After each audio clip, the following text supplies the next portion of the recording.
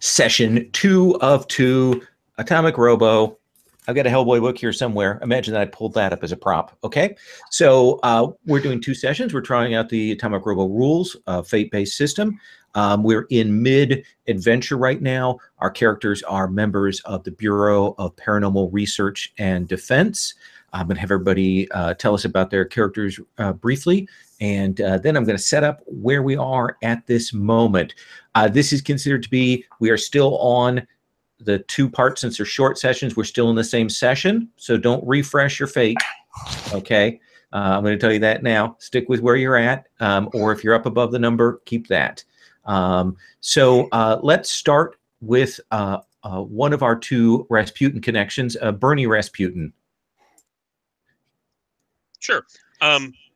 So I'm Bernie Rasputin. Back during World War II, Grigory Rasputin was working to try to create a composite body or shell for spirits from the abyss, but the connection actually failed, so I was left as a hollow shell.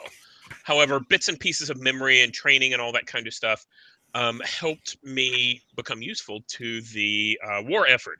However, one of the big benefits was that I was basically bulletproof, that I could be rebuilt, and bullets didn't really damage me, until he figured out fairly quickly that fire was terrible for me. So I got burnt, thus the name Bernie. And then the BPRD found me, and I'd been kind of discarded and left to my own devices, kind of to die. And they kind of helped repair me, and I've been doing work for them ever since. Awesome, awesome. And again, when someone looks at you, the first time they see you, what's going to be the detail that they notice? So typically I tend to cover, I wear gloves, an old ratty hoodie, that kind of stuff, keep it pulled over, so they don't tend to see me very often. I look probably homeless. However, without the hood, you see these massive scars across the body where the pieces have kind of been put together or overlaid, or repairs from previous wounds. Awesome. All right, let us talk with Ingvar Ginseng, which I badly mangled every time I pronounced it last time, but we'll continue in that tradition tonight. Tell us about your character. On purpose. So my last name is difficult for a good reason, because you shall stumble over it, so your mind starts thinking again and getting out of your usual routine. I am a yoga teacher, namaste. I am extremely good looking. Everybody can see on Tinder and in real life. And Tinder is my way to make connection with the outer world. And I have online yoga courses while I live with the BPRD, with the Bureau of Paranormal Research and Defense. They adopted me after I had a terrible accident while climbing the Himalaya some time ago, where somebody tried to implant the heart of Queen Muscat into me. And this professor, she did so successfully, but I escaped her and now live with the BPRD. This heart is bumping inside of me and giving me also a second mind. So sometimes I behave strangely. It could be that it's something which has something to do with my heart. And it also allows me intuitively to change how light particles work. I can create shadows and bright light when necessary. I don't have that under full control right now, but the BPRD is helping me to learn more and more about it. Namaste. Awesome.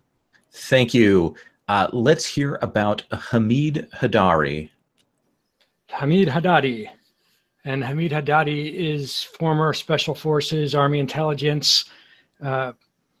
He likes doing he likes dealing with paranormal evil better than normal evil. So it just it's a little more low key as far as he's concerned. And he's definitely been around the block. He's just a hardcore agent specialist, likes to work alone. But because of all of these the sudden personnel needs, he finds himself on a team, but and he's pushing through it. He follows orders. Awesome.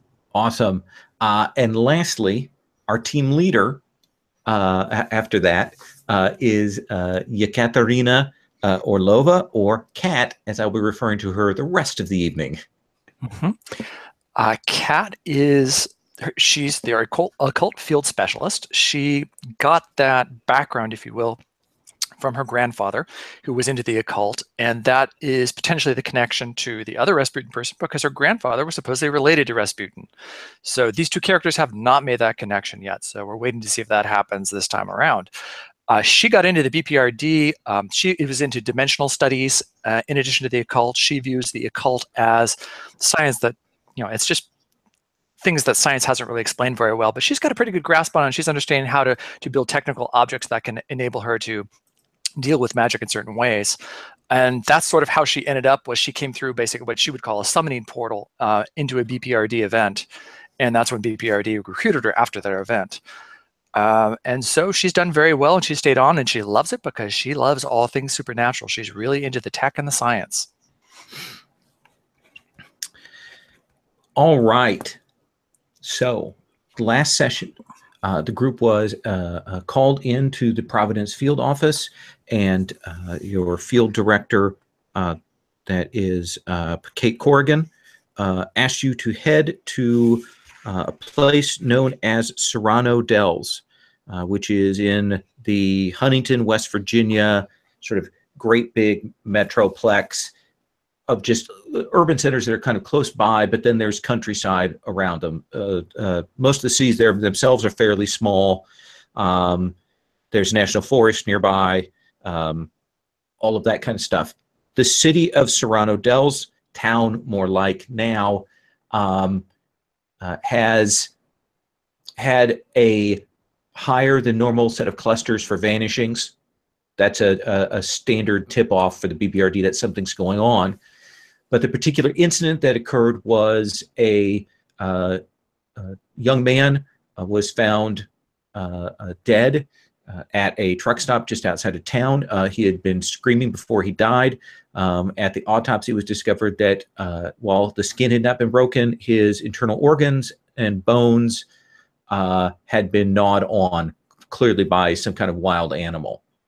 The group arrived and immediately kind of butted heads with the local sheriff and got sort of on his bad side and put a bug on him, and found out that he was talking to the mayor, and that clearly the sheriff and the mayor know that something is going on, that there's some situation that has occurred. The group kind of followed up on that and tracked back to the leader of that young man who died's gang, a guy named Jonah Karp, who is a local crime lord, which doesn't mean much. As I've mentioned a couple of times, this is a town that used to be booming.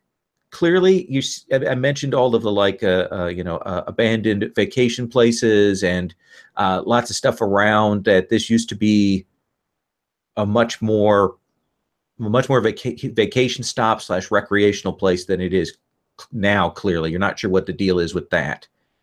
But you followed and tracked down Jonah Karp and terrified him, and were able to get him and a couple of his buddies together. They were clearly planning to go out somewhere. They mentioned a woman. The details weren't entirely clear. As you were extracting them from the situation, they were set upon by what you'd already kind of figured out were black dogs, essentially supernatural creatures of the Fae, that were essentially biting through the flesh into the interior of these persons. You were able to use your skills to send them off, though one of the young men passed away definitively, and you, as a team, extricated Jonah Karp from the situation, and we can take up somewhere else. We can take up with you confronting the sheriff right there, or if you guys want to, we want to cut to a scene like in a hotel room or a motel room, because they don't have hotels here. They just have, a garbage, it's a Days Inn that's been sold to another company. So like the the S has been replaced with a Z so they don't get sued, and that kind of place. So, number one, did I miss anything crucial in my summary? We also have a dog captive. That's right. That's right. Oh, yeah, I forgot about that too. And we also know that there is a magic tome in a trailer and coins at a pawn shop. Yes. Thank you. The materials that were from Carp. Okay. And then there's Courtney Leverly. Oh yes, you have a real estate agent who set up the distraction for you from the sheriff that slowed down response time in a town with an already slow response time. So you were able to do that. So Kat, where do you want to start this scene? You're the team leader. Where do we take up? So where did we end? We ended right out front, didn't we, with one of the dogs and got the cops dog just driving up. Got the dog. Got Carp. We can take up with the police there, or we can take up with you having evaded the police and you're somewhere else to talk to Carp. It's up to you where you want to start this. Wasn't Carp was going to take us to to the pawn shop, right? Or to the pawn guy, his contact?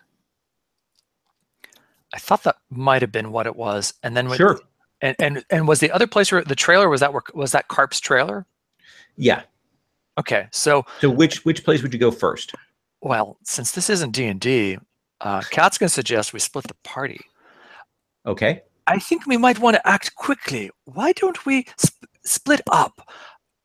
Bernie and I can go to the trailer for the book, and you all can go with your special skills, go to the pawn shop and get the coins. I do not recommend touching them, though. Hamid and I have been a very good team so far. We'll take Carp with us. Right, Hamid? Okay, man. Bernie, you want to hang out with the dog? Yeah. A dog is good for people with meager social skills they can learn. Yes, I will take the dog. It's very clear Carp still can't see the dog. So you're doing this conversation around him, and he's like, he's still really freaked out, and that's he doesn't know what's up with you guys.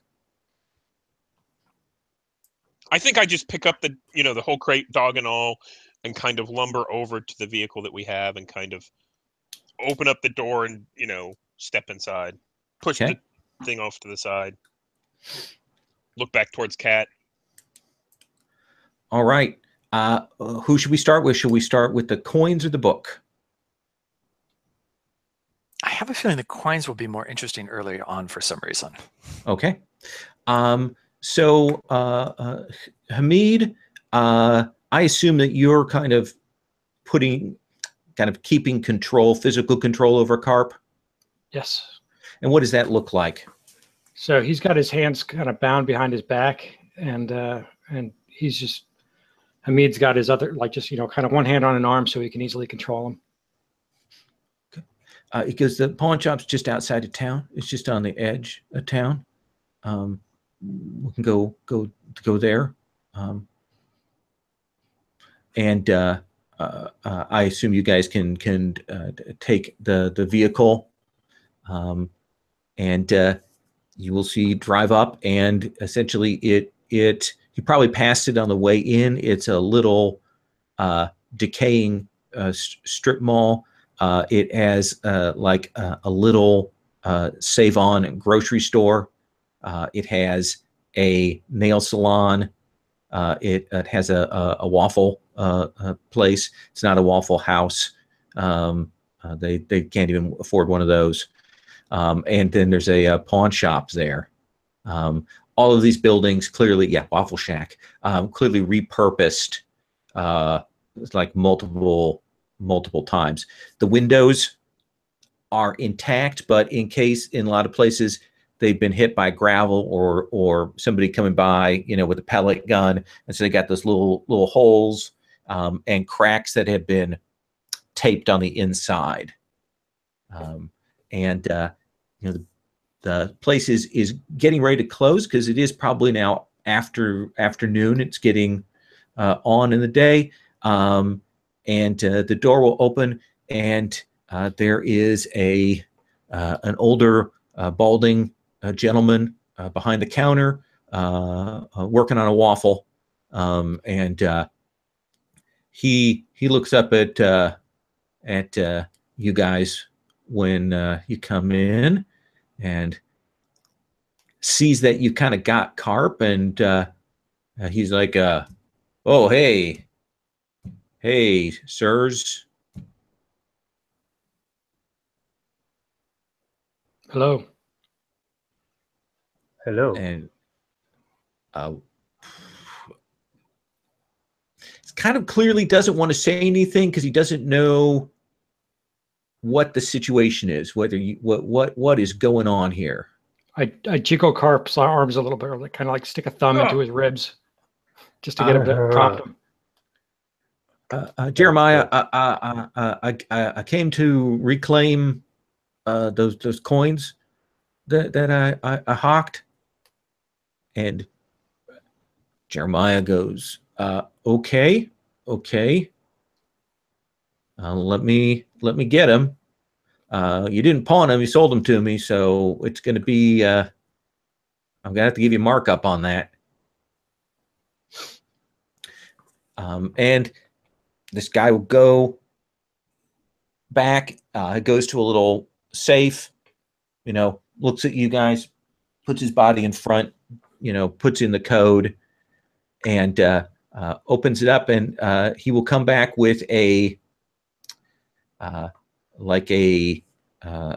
small cardboard like shipping box, and he'll put it on the counter, and he says, "I was going to charge $1,800 for these, so that's what I want for these." Anwar, just get a receipt. Wait, what? Wait, what? So are you guys cops? Do I look like a cop? I think they still haven't handed us over the BPRD gold credit cards, right? They want it still. Yeah. Do you guys think you have $1,800 in expenses to spend here? I would think so. Okay. All right. That seems reasonable, Hamid. Let's say that's probably tapping out some of the budget, but you've got that, and you'll pay him. He'll check it. Has to go and punch it in and run the card and all that stuff, and print out a little receipt for you, and has you sign, and then he hands you that box of coins. And it's like a couple fistfuls of old coins in this box. Like, doesn't look like any of them are the same. Like there's a Roman coin and what looks like maybe a Chinese imperial coin, and there's one that looks like it might be like from the Vikings. And there's an Assyrian one. It's a weird mix of coins. Is there anyone which is like making my heart beat stronger, like from the Queen of Muscat, possibly? No, in fact, you're pretty certain these coins aren't magic. They aren't. Like you're not getting any kind of like feel like they are magical. Well, they can still be the key, and the lock is magic. Could be. And I show the box of coins to our prisoner, and I say, "Is there anything missing?" He looks down. I don't know. I mean, Bobby came back. When he got back from there, that was the one thing he was able to grab, and old coins sell, coin collections. If you find out about those, on Craigslist or whatever, and you go rob a place, that's that's gold. As long as you don't get stuff that's too rare and they can trace back. But so yeah, those are the coins. And Jeremiah goes, I haven't sold any of them. That's all there was. Tell you, he's telling the truth. Doesn't mean that there couldn't be some missing. We should have our experts with us. You should never split the party, I think. That seems a good segue to the other team. We do have phones. Yes. And you probably have a smartphone, so you could send a picture. Or even a video. I thought that you can sense the magic in the room. You're an occult expert, Cat. And now you can do that. But anyway, yeah, sending a picture is a good idea. Okay, so you can do that. Cut over.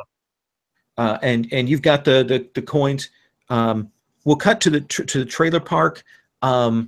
This is classic single wide and double wide trailer park. These trailers aren't going anywhere. They've been here for a while. There's little gardens outside some of them, and there are a few that are clearly have been abandoned. And you can see like no trespassing by order of the sheriff signs on a few of them. But you guys can go in and you can find Carp's trailer. Why don't, let's see, let's have Ekaterina, could you make a notice check for me here?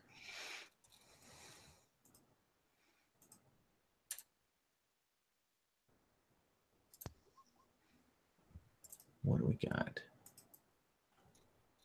So you had 2.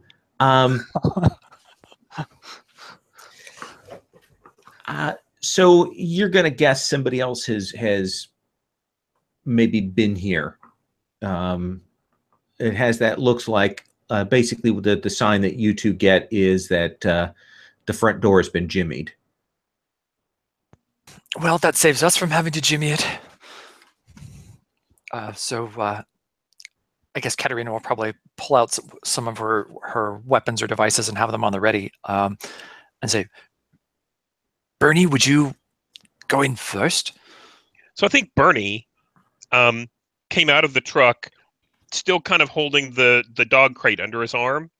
So he's holding this dog crate standing in front of the trailer and everything. Kat says, would you go in first? And I think Bernie just kind of nods and kicks the door in. And this is a trailer door, so it will probably give and go immediately into the kitchenette of the trailer there, and it's just kind of laying there. So Bernie steps in first to make sure that it's safe for Kat. It looks like that there's nobody in here, but you do hear some growling from the bedroom door. Like clearly there's an animal in there.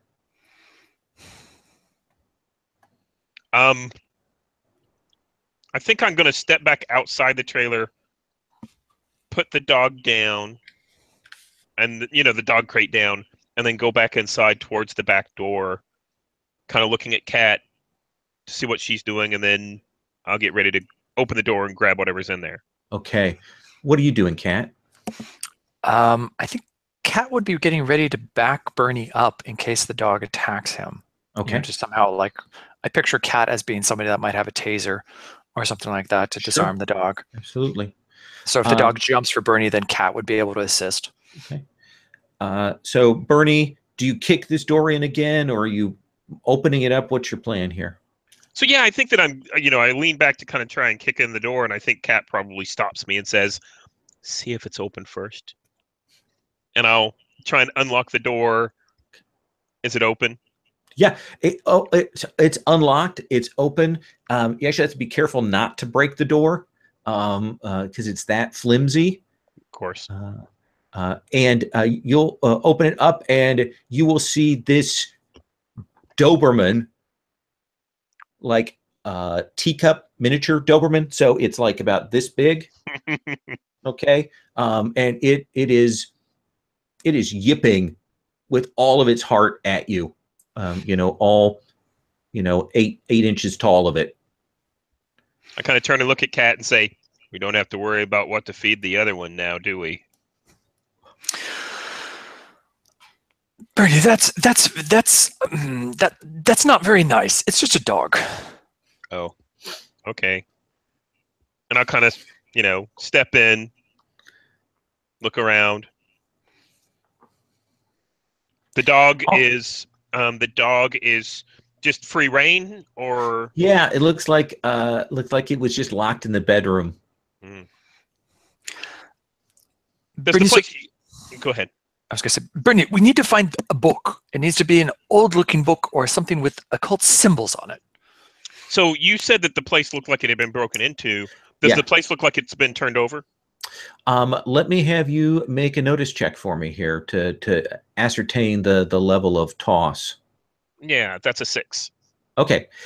So yeah, someone's come through here to toss it, and they did it like hurriedly. Like they didn't want to be here for long. So they did a quick room by room, fairly professional, but still quick toss of the place. Kat, do you want to, with that sort of as an advantage, do you want to try and find stuff here? Yeah, we're going to have to hope that they didn't find what they were looking for. Jonah would have been a clever thief. He wouldn't have hid it someplace obvious. So maybe we need to check under the carpets and see if there's a hidden compartment. Okay. I'd suggest you start in the bedroom because that's where the dog was. Oh yeah, I mean that was the first idea. Was if the dog was there, that's probably where something. And they didn't let him out, so. Yeah. Let's have you make a notice check. But you get a +2. I'm going to say that the 6 that he got on his thing is an advantage that you can carry forward. An advantage in what sense? How much do you want me to? +2. Okay. Yep. Oh, look at that.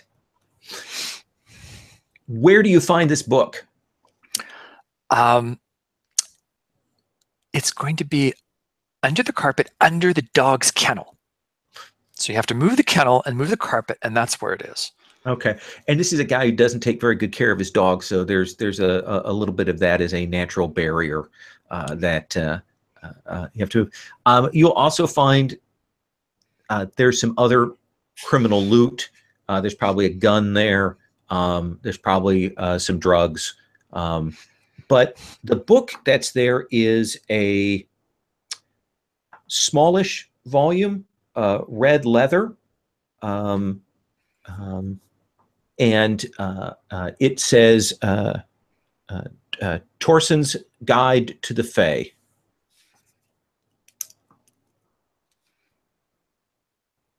Well,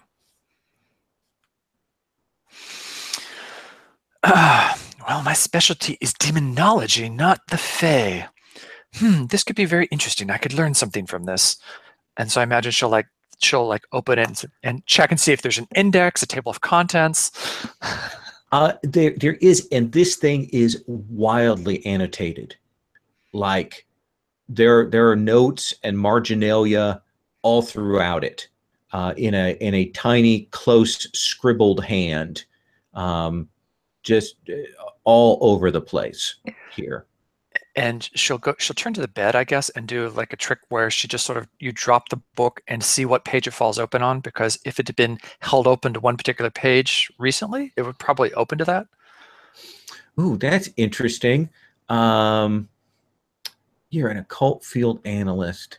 So I will let you roll with occult, or if you just want to give me a fate point and to tag your field analyst, I'll give you something. I'll do that. I'll spend a fate point for it. Oh yes, give me those fate points.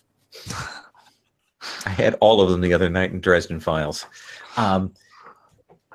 It will fall open to a section on greater masters of the fairy. Like, it has Iron Jack and some of the other, the Winter Queen and so on. And it falls open to a page referring to a greater fae named Abelvost the Gamekeep. Ooh. And let me guess, I'm going to find pictures of dogs. Yes, in the sense that when you look at it, it looks like Abelvost is a keeper of other fae. Oh.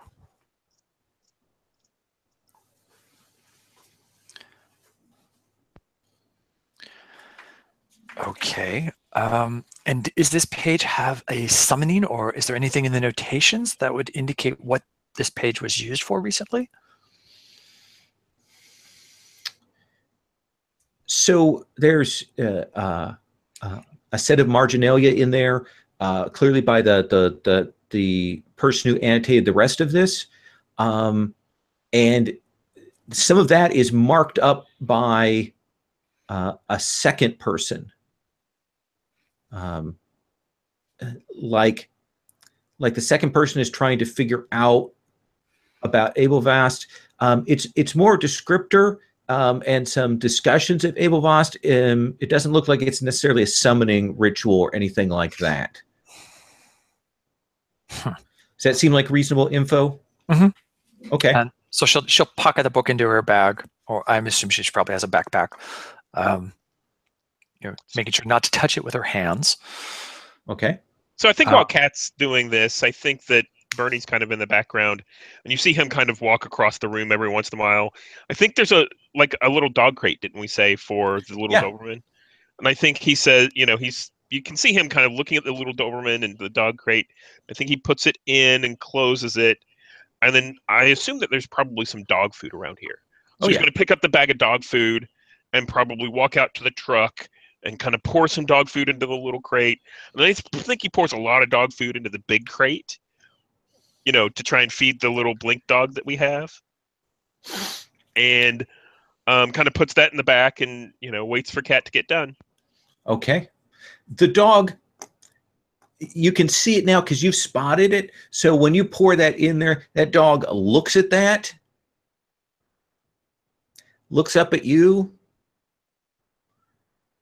kind of sits itself down like, no, not happening. I think you see this look kind of like he looks back at Kat and he holds up the little cage and he looks back at Kat and then he puts the little cage back down and let's cut back to Ingvar and Hamid. Do we want to come back to you talking to Carp, or do you guys want to head to the trailer, or you want to do something else? What's the plan here? Kat is not responding as always. 15 minutes gone. Shall we ask around here a little bit, like asking people? Or do we want to maybe like we're driving back to meet up with the others, and we have Carp in the car, and we can interrogate him while we're driving. Sure. Does that sound good? Yeah. Yeah, but I mean, do you really want to come back with non-magic Viking wing coins? Imagine what they have possibly discovered. Well, we could detour on the way back. We can interrogate him and detour on the way back. I think we can squeeze this thing, and there's not much coming out there anymore. So where do you want to go then? See, if you maybe you can start already talking with him, and I try to find somebody here who has maybe seen something, heard something. I also haven't practiced for half a day. I need to go into cat position. Well, I could be driving, and you could be doing it in the passenger seat with. Yeah. Right. Then let's split up the party. So if Hamid is taking Carp back to the trailer, are you not then riding with him, or are you? Maybe you can wait in the car with me. I mean, the car is a good place to interrogate. Yeah, we don't have to be driving. We can just be in the car. Okay. I want to ask around a little bit, okay, around the pace. So we and then still go back with you. Sure. You guys are at this little strip mall area, so you can get out and go to the shops and chat up people. So we'll come back to you on that in a sec. Is that cool? Yes. Like, Okay. if there are magic coins, then magic creatures will be soon there. So unnatural things going on. Okay. So Carp is sitting in the back seat, still got his hands bound, and his icebreaker is, anytime you're gonna get this off of me, maybe, man. Get what off of you? These zip ties, man. You gonna run? Are there more of those dogs around? Yep. Then no, I'm not gonna run. Why don't you give me something worth? You know, you give me something, I'll give you something. What do you want, man? Where'd you steal the coins from? Now, let me be perfectly fair before I make this statement to an officer of the law, which I assume you are, man. I did not steal these coins. Some guys I knew that are now dead stole these coins. So I just want to make that, is that cool that we got that on the record, man? It's not going to get those zip ties off you. Where did they steal the coins from? Oh, shit. Man, they went up to Enchanted Forest and robbed the old woman up there. What Enchanted Forest? Enchanted Forest. You know. Where? Come on along to Enchanted Forest. The amusement park? Okay. And saw what old woman? Oh, the woman who her husband ran it, and when it went bankrupt, she stayed up there. See, here's the thing: is I was at the FedEx Kinko's over in Myerston, and I was making a return for Amazon. And anyway, so I saw that woman in there, Miss Hauser, and she was getting a package, and I saw her open it up, and it had these like freaking coins, like a bunch of them, and I was like, holy shit, she's got money. And so I talked the guys into driving up to Enchanted Forest and figuring out where she was living and breaking into the place.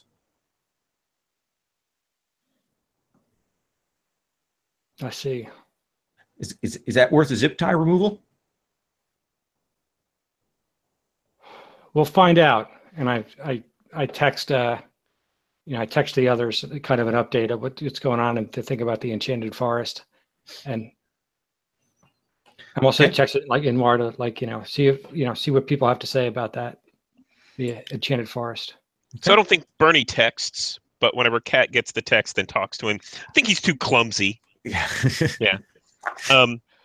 He doesn't have great feeling in his fingers, but I think he asks Cat, is that where they got the book too? And Cat will text and ask that, is that where she got the books too?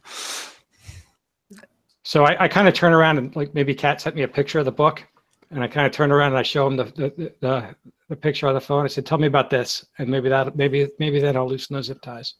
Oh yeah, they grabbed they grabbed coins, and there was this book with them, and they grabbed it. I don't know. I thought it might be, like an antiquarian thing. Like I might go on to Antiques Roadshow, take that there and maybe make some money off that because it looked old. Take anything else? That's all we got.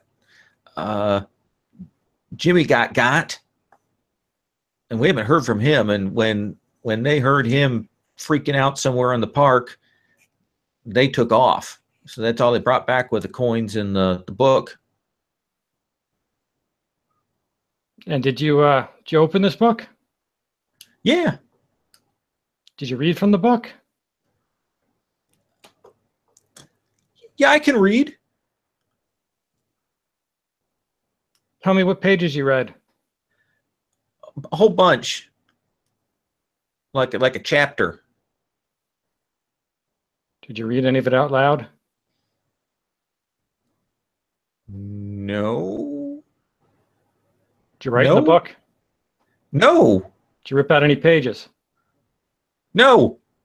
You just read a chapter. Yeah. Maybe not a whole chapter. I kind of reached back and I snugged the thing up one click, a little tighter on his wrist. Oh my God. No, I look, there's a lot of big words in there.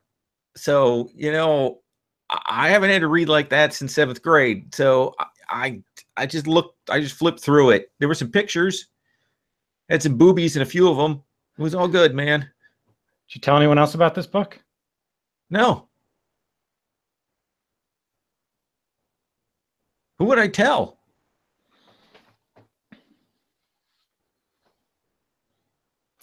Why'd you keep the book then?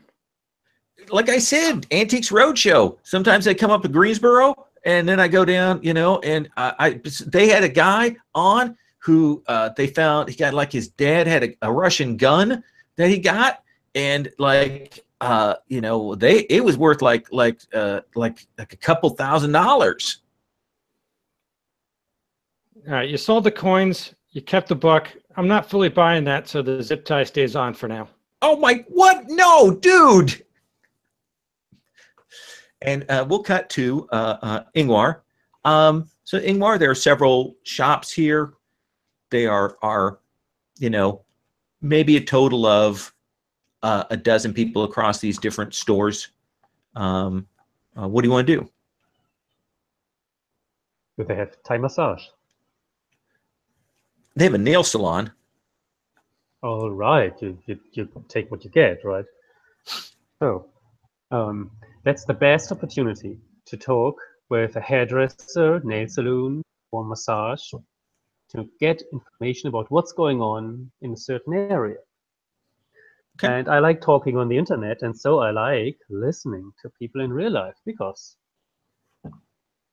I have enough words. All right. And, you walk into this place, you'll get that immediate wash of the smell of nail polish and nail polish remover. It hits you like a wave. And the young couple people in there will look at you and will say, Petty or Manny? Both. Oh, come and sit down then. Yes. And I immediately tip very gratefully. Oh. Yeah, because I want to make a statement. Sure. I want to have a good conversation here. So what is it that you want to, what was it that you want to get from them? What kind of info? Any obscure things which might have happened recently around this pawn shop, and they've seen Cap around, and anything which could hint to something supernatural. I'm interested in. I don't mind taking it too obvious. Why don't you give me a rapport roll? Don't roll 2d6. I was hesitant. I was about, but I don't. Rapport. It's not my worst. That's a +3 I have. Yeah. And where's the window? And I get a 3. Okay. And I'm at a nail salon, maybe run by somebody from Asia originally. Okay. Maybe I can connect with my knowledge of yin and yang about balance in life. So Sure. I would push that to a 5. Absolutely. Because Let me give you some basic info, and then let me give you a couple of follow-ups. How does that sound? that sounds good. So, $5 per tip. yeah. So the general feeling from them is they talk about the weirdness around here. Most of it seems to be that there are a lot of people that go missing. And some people say it's just people that run away from town because the town's dying. But other people say that it's actually people go missing. And there's that kind of stuff, and they certainly know about the guy who the kid who got murdered at the truck stop. So that's all the basic stuff. But the one thing when they kind of come back to, you know, if you kind of say, well, what about spooky things? They go, oh yeah, you know, Enchanted Forest. That fucking place is haunted. When it closed down fast, and you know, no one's done anything with it. It's all overgrown, and I've heard that people go out there and they don't come back. I mean, old woman Hauser lives out there. She might be a witch or something. What's her name again? Old woman Hauser. Hauser. All right. And yeah, that's, I mean, everything when they tells her the spooky stories or anything like that, it all kind of eventually swings around to there being this abandoned amusement park that was huge. It was popular for years and years. And then in 2001, it just closed up. And all of the vacation and recreation industry around here dried up. So let me give you a couple follow-ups. So my follow-up is I want to know a detail about Miss Hauser, which might help me when we confront her. If so, something about her background, something which is very valuable to her, where she's vulnerable around, be able to use later. All right.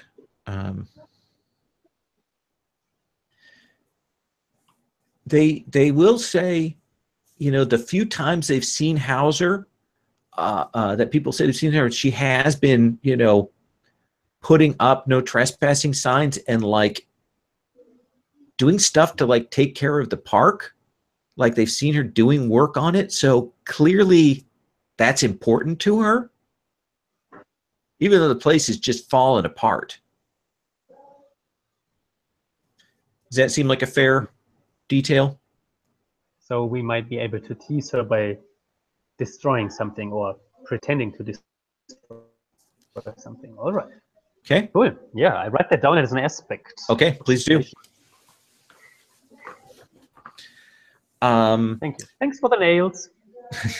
And they look good. Well, not good. They look okay. I think as he gets back in the car, Hamid comments on them. Yeah.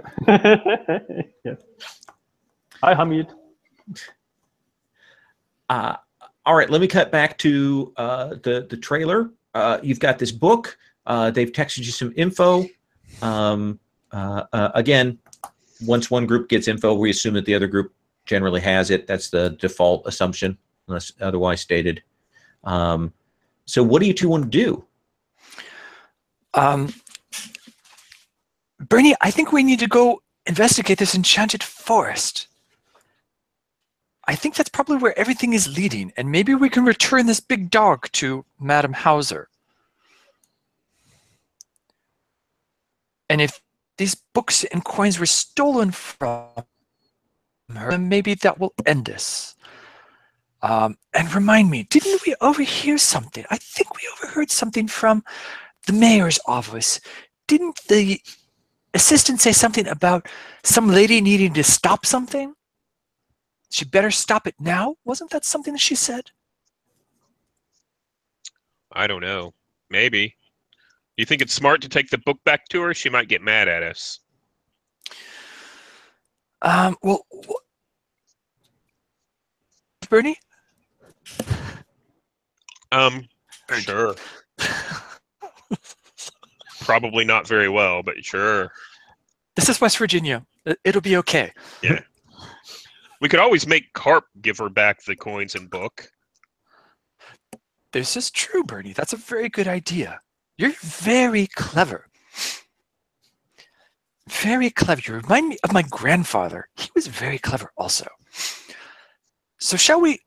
so let's start and let's ask everybody to meet us at the Enchanted Forest. I think it's time we get together. Because if this place is haunted, we are definitely going to need to have everybody together. Okay. Okay. So you remember you need to signal when you turn, Bernie, right? Oh yeah. I think And he's just don't kind of. break off the turn signal. I think he's just kind of all over the road a little bit, but that's nothing unusual for, West Virginia. And the reason Kat wanted to do that is while she's got the book, she's like quickly taking pictures of all the pages, as we go through it. So she's got a record of the book. Awesome. So we do kind of a wipe to a driving sequence. As I mentioned, it is getting dusk and it is getting darker. And so we see the headlights on the van illuminating this road. It's a 2-lane road, and the asphalt has cracked. Clearly, this road hasn't been graded or resurfaced in years. There are spots where the parts have been washed out a little bit, and you have to kind of drive around. There are potholes here just from general environmental. And the road there is very quickly thick woods along the road. And it's like a tunnel. The trees come over like a canopy. You're driving down that bumping. The headlights are kind of doing this, arcing around as you're coming along. And eventually the headlights will break out into a wider area as you come past. There's a shack, like it must have been like a check-in shack that's kind of half collapsed. You can see it's got some like fairy tale paintings on it that have the paint is peeled and warped. And there's a big parking lot that is, grass stalks have grown up. Maybe there's a couple of lights that have kind of started to bend. And it's all empty. You can see that there are walls, and you can see even more woods inside the walls of this amusement park that looks overgrown.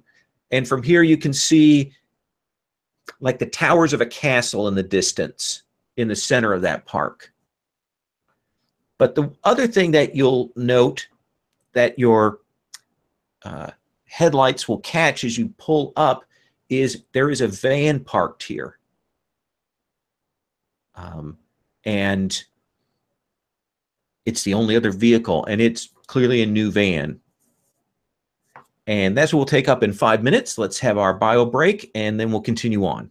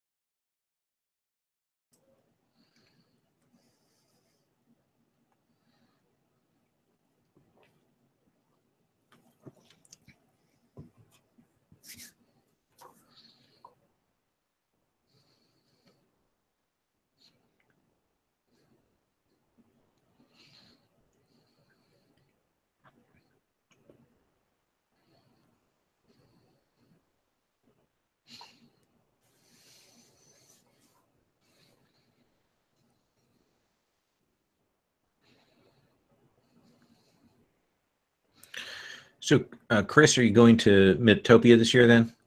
Yes, I'm definitely going. And you're going, Dylan, aren't you? Awesome. Yeah, I'm going this also. And we're trying to convince Garrett to come. I'm 80% convinced. Really? It's a very neat convention.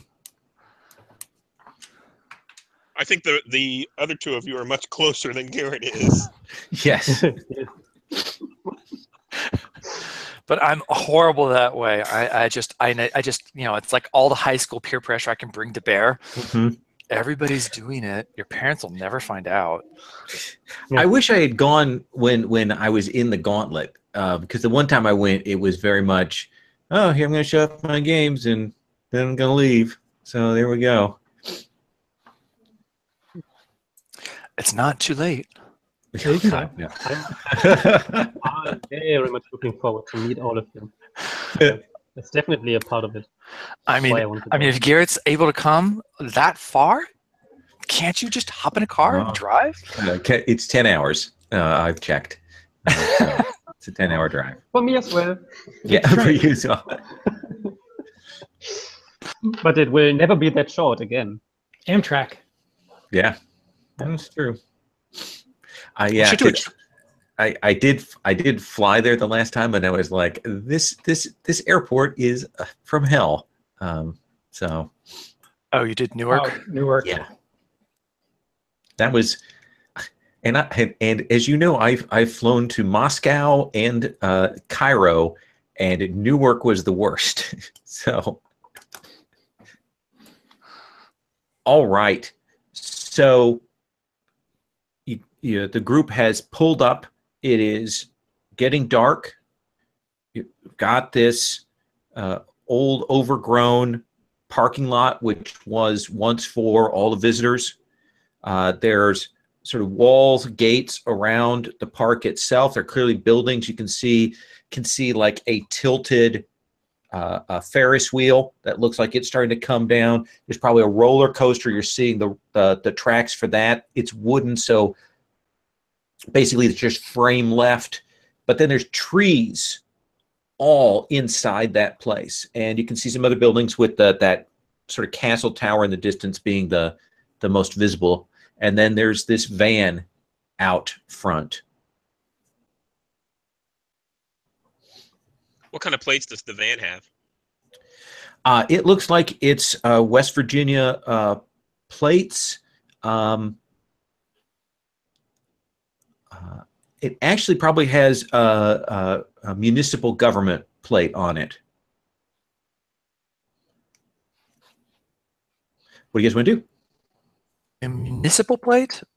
Yeah, not the sheriff's department, but like the county municipal, like county government plate. Like the mayor's office? No.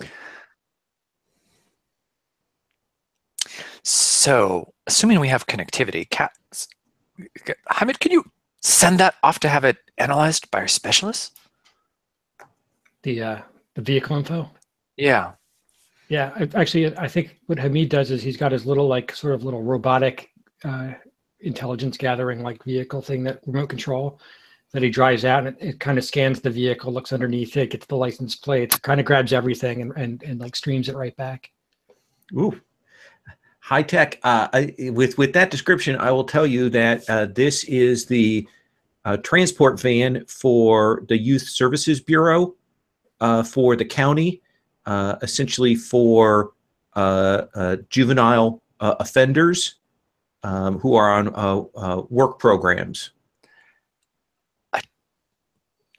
Kat, I guess, looks at Hamid. Do we know if there's been a disproportionate amount of disappearances of juvenile offenders? Let's check the database. That certainly pops up as a demographic type that has a heightened chance of vanishing in the area. And has the vehicle been reported? He also checks to make sure the vehicle hasn't been reported stolen. Let's see. Now this time I'm going to have to make you make a skill check. What do you think is appropriate for that? I mean, it would probably just be noticed. Like it would probably just be a flag somewhere. On Okay, let's do that. Let's have you make that notice roll for me there. That's sort of the. Let me see if I can assist. Sure. How would you assist? So I'm basically going to make a contacts roll, and then we'll Okay. see if I can put an aspect on the table that he might be able to tag, as in, oh, I know someone from back of the day who works in the office. Okay, so let's do that as a general creative evangelist. Have you roll that first, and then we'll come and do the notice check. And what do you got? So I got a 1. Okay. But I think I'm going to tag. I'm going to tag Frankenstein's the doctor, you idiots, to make that a 3. And basically, This is just one of the people I know who I was basically in the shop at some point, and I got to be friends with someone who he was getting surgery done on a carpal tunnel while we were in the shop. Okay. And he works in the front office. Yeah. All right. So we'll just write down local contact with an invoke on it. Does that seem cool? Yep. Okay. We got that as noted. Hamid. Here's the roll. 6. 6. So maybe we'll just keep that aspect in case we could use it for something else. Absolutely. So I'm going to answer your basic question, and then you can do follow-ups if you'd like. How does that sound? Sure. Sounds good. Okay. So the basic question is what's going on with this van. It looks like the Youth Services Bureau send kids out to do like cleanup, and you will track it back that apparently the mayor contacted them about a cleanup project, and so they dispatched a group of juvenile offenders with a supervisor out here to do some brush cleanup here at the park, and they arrived here earlier today. And what time would they due back? They should have been knocking off at 5 and should have been driving back. And what time is it now? It's about 7:30, getting on 8. Okay.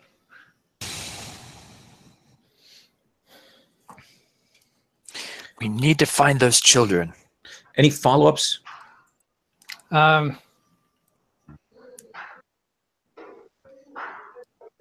think I should go first. Can we tell like what specifically where they might have, direct where they might have gone to from there? Like, was there a specific area of the park or? Well, it looks to you like, judging from that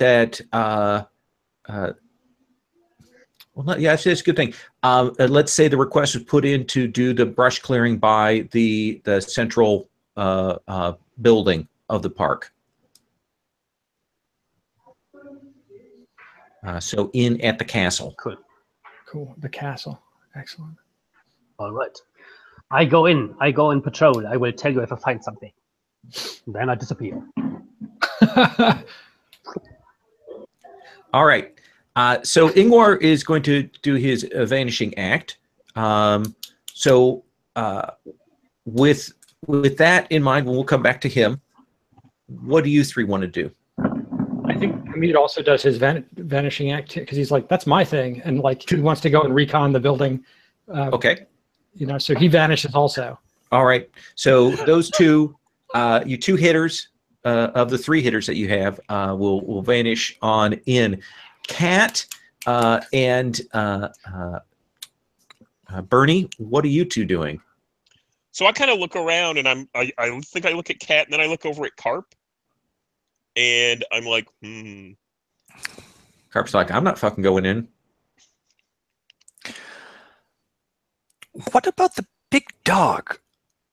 If she summoned them, maybe it will have some affinity for her?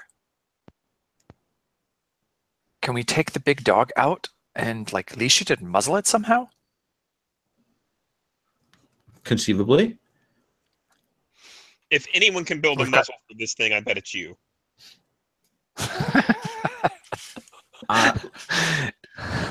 Let's do an occult roll to do that. How does that sound? Sure, that sounds good. And we can say, Let's see, what could she use to make it better? I guess I can roll it first and then see. So if Yes, it's just a straight up occult, and Yep. well, these are Fey, not demons, so I won't be able to use that. So just straight up occult. Okay. Do you want to switch demons over to Fey? I got no problem with that. It's a one shot. Nah, no, I chose Okay. demons, and I figured that was what she would have been more interested in. So that Fair works. enough. Okay. Dog walker. So.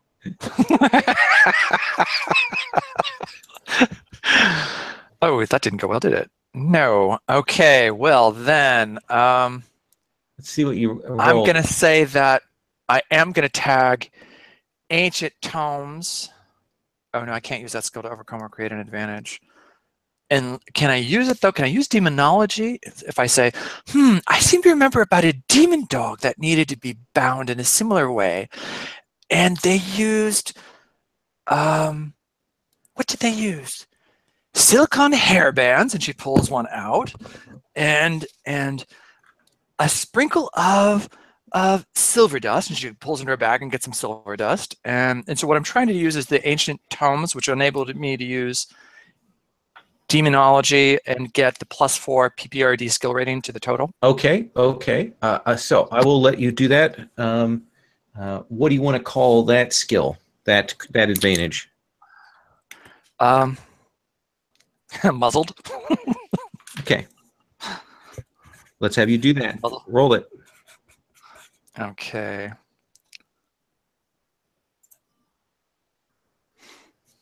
Oh, I guess I get the 4 then. There we go. That's more like it. Okay. So that will give you 2 invokes on muzzled. And you kind of get that together to do that. And you go to muzzle the dog, and the dog goes, please don't do that.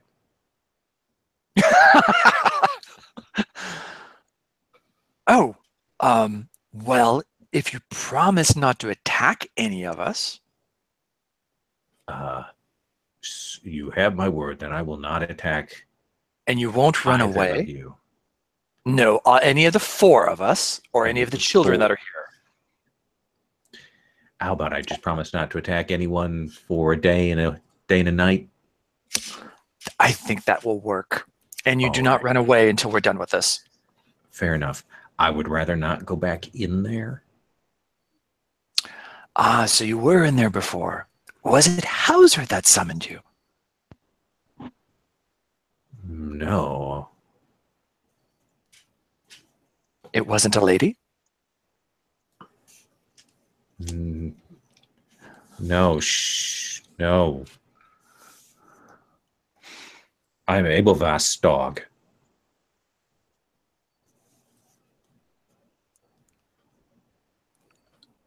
Oh.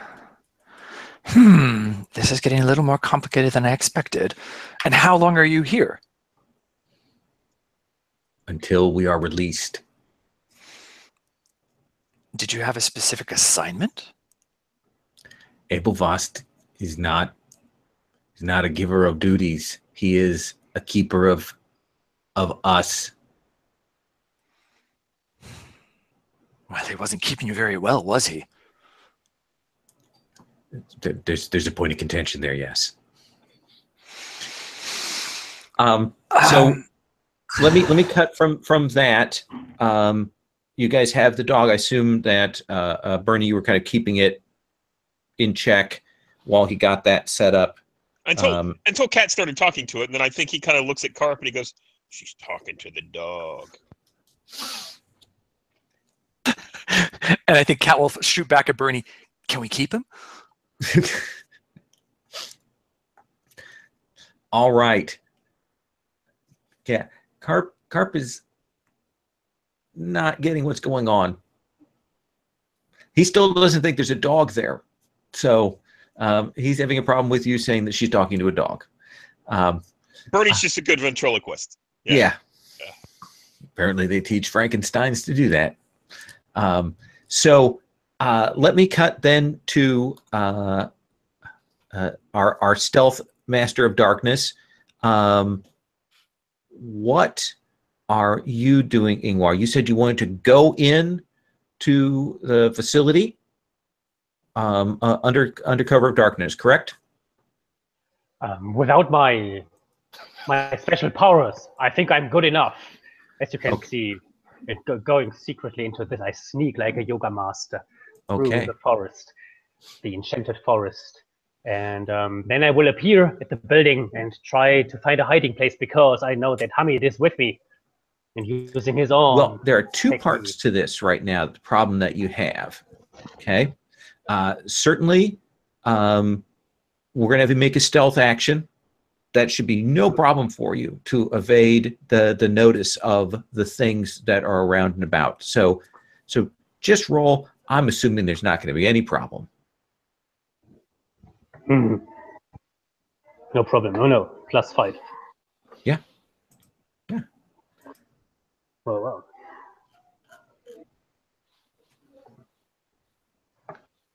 Get a 4. 4. So yeah, you're super stealthy. You're moving through there. The path is not obvious. Like you go in through that front way into the gate that's kind of open, and it's like a woods in here, and it is kind of a confusing maze. So you want to try and make your way towards the center. Yes. Okay. So let's do the first part of this contest here. Go ahead and make a notice check for me. Notice.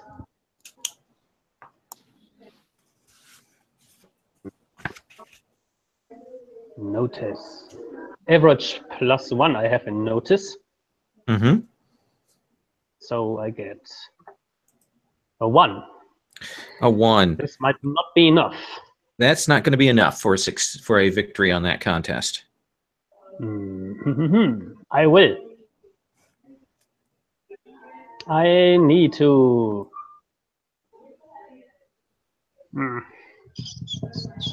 I need to use my body as a piece of art.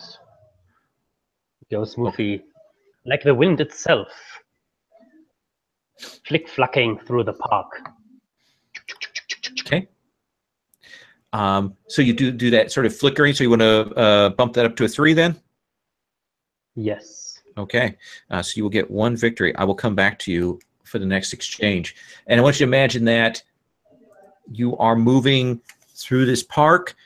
You're moving along. You'll probably come past trees, and you'll hear kind of a creaking, and you'll see that there's a carousel with the horses, and it's just there's nobody around, and there's no music or anything, but it's just slowly turning. Just slowly turning. Let's cut back to Hamid. Tell me what you're doing, how you're doing this. So I'm doing like my full tactical scout of the castle, looking for identifying the entrances, and exits and weak points and points of advantage. Okay, so you also want to get in, to get to the castle and find your way there, right? Well, yeah, I want to get to the castle and then scope it out. Okay, are you stealthing, or are you moving out openly? No, I'm stealthing, and I'm out with my scouted out lets me use my athletics instead of stealth. Okay, let's have you make your stealth check, and then we'll have you make your notice check for the contest.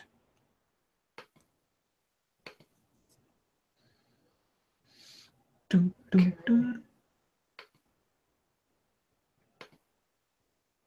So I got a 3 on the athletic stealth. Okay, so you're doing pretty well. Doesn't seem like anything is actively hunting you.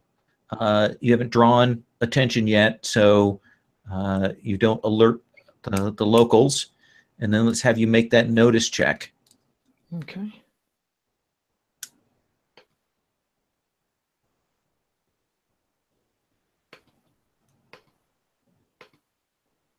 Six. All right. So that is a success with style.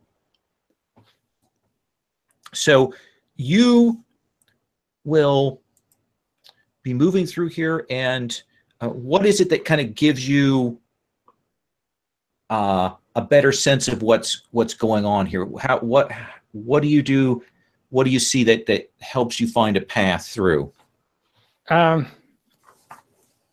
Just kind of like I'm just applying my building my urban search skills and building search skills to identify, to narrow down and quickly identify where the path would be, where the path would be just based on the architecture. Okay. And you come by, like, this must have been a place with the shooting gallery, and there are like the little kiosks that they would have sold things at. They're like the heads of fairy creatures that people would have sold things out of. And eventually you'll come to kind of walk across an old bumper car place with all of the bumper cars have these enormous garish teeth built into the front of them.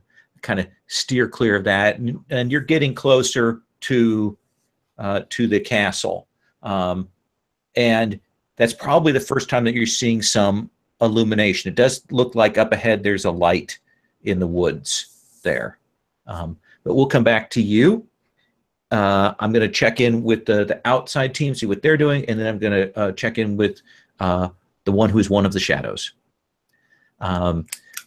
So Bernie and Kat, this dog is there. He's talked to you. They've headed in. I think Kat, how old does this forest look to be? Well, this is North American scrub forest, replanted after they cleared the trees out. And they clearly cleared the land. So the woods look older than they ought to. I mean, they've clearly grown up preternaturally fast. Right, and so I think she's going to pull out like her dimensional detector, and she wants to determine if this is actually a real forest or something that's been brought in. Ooh, interesting. Like a warping of reality. Okay, let me have you make an occult roll. Okay, that'll just be straight occult then. Yep. Because my only other ones are demonology and alchemy, and I don't think that really applies that much. Right. Got a 4. Oh yeah. So it's more like there's bleed here, like the membrane's thin, like there's kind of an overlay of things, like it's been made a safe place for the creatures from the outside, or a place they can be and exist in this world. Does that seem like a reasonable answer? Mm-hmm. And you can definitely get on your detector that the strongest part is certainly the center point. Mm-hmm. Okay. You can read that off your meter. So what are you doing, Bernie? So I think Bernie's kind of looking at the dog, watching her fiddling with her little things, and I'm like, you don't want to go back in? He brings the whip to us. Is it okay if I leave you out here in your box? Yeah. Nothing bad's going to happen out here, right? Well, we're leaving you with him, and I point to Carp. Oh yeah, no, it'll be fine. Okay, so I think I zip tied Carp to like maybe somewhere in the truck or something like Oh, that. come on, you guys!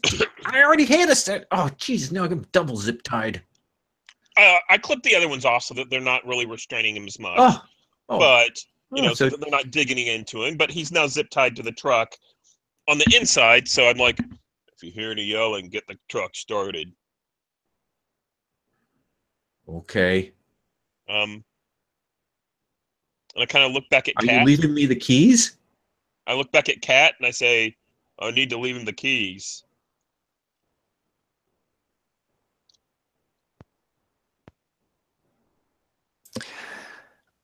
You know, if we leave him the keys, he's just going to drive off.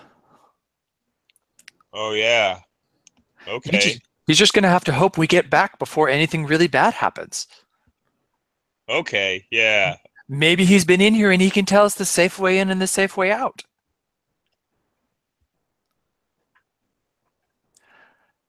And I look back at Carp. I've never been in here, dude. Oh. No, that's too bad. You better hope we're good at our job. Mm-hmm. So you're not leaving me the keys? Nope. You guys are assholes. And I think with that, Bernie kind of turns around and starts walking towards the entrance. Okay. So I'll assume that you two are getting ready to head on in. Does that seem cool? I have one last question for the dog. Okay. I don't know its name, but so I'll just question for you. And she pulls out the book. Mm-hmm. Whose book is this? That was the man who called Abelvast's book. Ah. Okay. Then that helps. Okay, so then there must be a spell in here for sending Abelvast back, or a way to reverse it. The dog goes, I cannot speak of such things. Thank you. You've been very helpful. No, I haven't. Let's cut to to Ingvar. You are still just one with the shadows here. We're not going to re-roll on that. Let's have you make another notice check. Yes. But there are two things. One is I'm not so good in notice. The other one is I'm running out of fate points. Yes. And there is this thing called self-compel. Okay. I have one empty slot for aspects. And I would fill it with an aspect called, without me, the BPRD wouldn't get anything done. Okay. So All right. I hurry up a little and do this greeting the sun. Take a deep breath in, take a deep breath out. And I do that at the entrance of the castle to enter. I wonder when if you this is find worth the a fate castle. point. Yep. When you find the castle, that'll be a great time to do that. Since you are still trying to find it. Yes. So you'll get a fate point for writing in that aspect. Mhm.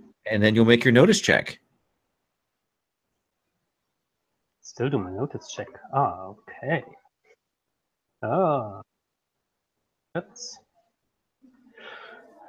I get a 2. 2. So that is just that. And I'll make a note of that. Boost for myself for later. It, again, tangled paths here. You're trying to focus in to find your way to get to that. And eventually you will see that there's a little a light just ahead that you can head there. And it looks like it'll be a beacon for you. Sound good? That sounds good. Okay. And a good opportunity to show that I'm there. Absolutely. So moving along. Let's cut back to Hamid. Okay, still working my way towards the castle. This, I'm sure with a good notice roll, you'll be able to get there. 5. Oh, yeah. So you will move along. You'll actually realize that that light isn't the castle. It's something else. So you kind of move off away from that. And you kind of break out, and there is a shoddily made fairy tale castle done of wood and stone, and bits are kind of bending off from it, and it's clearly trying to look like the castle from Disneyland without violating any copyright notices. And so it's a slightly different shade of blue, and but there's also kind of a Winchester House look to it, like somebody has been building more rooms or trying to rebuild it. So it looks like kind of crazy tilted there. And it looks like there's a kind of a bridge over an empty moat that goes up. That's the kind of the most obvious main entryway there. But you will also notice that sort of underneath that bridge, there's like a hand that's kind of holding on to the bridge, like it's something's underneath it and not hiding particularly well. Sound good? Sounds good. Okay.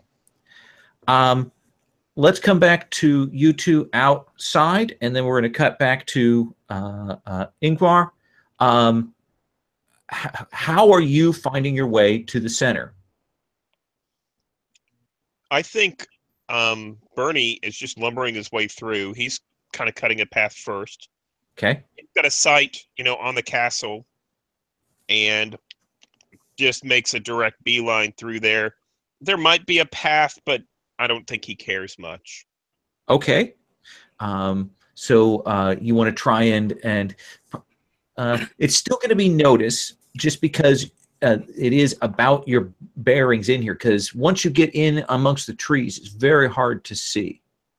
Do you want to assist him in some way, Chris? Yeah, sure. Because I've got an idea. I think Kat will say, okay, yeah, keep going this way, and she's going to pull out one of her dimensional dampeners and try and narrow the beam so that it creates a path straight to the castle. So that will sort of inhibit whatever's blocking or making it difficult for the others to get through. That seems cool. Let's have you roll occult to create an advantage. Give him an assist, and then we'll have him roll his notice. Right. And part of me is almost thinking that I might want to do it like a provoke, but I guess you can't do two things with one. Did that even take? Yep, looks like a 1 on that. So you give him a boost. No, you kidding? I'm gonna up that one. I'm gonna tag Occult Field Analyst. Okay. So she makes a final tweak to the device, and it goes and shoots out this brilliant violet ray that then will, give him a straight path. All right, let's have you make a roll then, Bernie. Okay. My notice is 5. I got a 1. Okay. So that's a total of 6. 6. Plus the boost for 8. Okay. So you are cutting through, chomping through. Looks like if you can keep pressing forward again as you cut past these things, you probably break through an old witch's gingerbread house here, and kind of yes. Move through those old bits. There's like a playground. Get through there, and you're coming up closer. Ingvar. I'd like to point something out. Oh, absolutely. So neither Kat nor I are in any way trying to stealth. We're making noise. We're just clomping right through. Oh, I am aware of that. We will come back to that in one moment. And so I should tell Ingvar and Hadid that you will hear them making that ruckus through the park. Ingvar, I need you to do me to roll something for me here. And let me check what I want to have you roll this on. Let me have you feel good. Let me have you make a will roll for me as defend. Mhm. Yes, my will is strong. It is. And I'm going to roll Yeah. for 3 okay. in total. All 3 right. plus 0. All right. So you will tie that. So what happens is you're moving up to get to that light because it's clearly the beacon. And kind of as you do, you'll stop and pull yourself back because you realize that it's a will-o-wisp. And you're on the edge of like a pit. And you've stopped yourself before you went into it. And the will-o-wisp will kind of fade back into the woods, realizing that it hasn't dragged you to your death. Oh no! That was a sudden greeting. Ending up in a trap. Yeah. Where am I? Let's see. Let's find out later. Okay. So I'm going to have you make that last notice roll to find. Well, let me think here. I think with the noise and stuff, I'm going to say, if you're willing, I'll just do a gimme that on this last part of the contest, and you can get up to the castle on this round. For me or for Hamid? For you, Ingvar. I would like to. I was thinking if I could destroy something and give up on finding the way to the castle, and I will simply join Kat and the others. I think Hamid is the only one capable here of Sure. sneaking somewhere. And So I thought that I could destroy something using the 2 invokes I have, or maybe one of them. That the old woman Hauser is so very protective of the park property. Okay. Out of one of these wooden horses or something. Okay. So yeah, let's say you find a place like a playground thing with these old wooden unicorns and things, and kind of nicely maintained. And what do you do to break it? To break it. There is a saying in Buddhism which says, like, when you use the force will come back to you.